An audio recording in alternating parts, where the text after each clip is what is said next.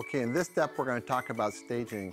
This is a really important step. So again, we recommend you unpackage your whole content of your closet when you receive, or whether it's a wine rack, a closet, or a pantry, it doesn't matter. Just unpackage the whole product, bring it up into an adjacent room, and place them on a wall where you're not going to be installing.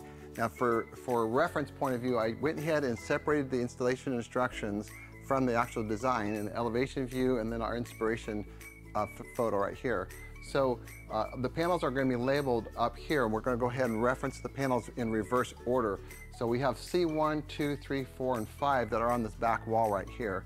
This is the only wall we're installing, so I went ahead and took the liberty of putting them in reverse order on this wall over here. So I took panel number 5 and I put it in first order against this panel over here, then 4, 3, 2, 1. So the first panel that I would have available when we get ready to do the installation is going to be panel C5. You can see the reference right here.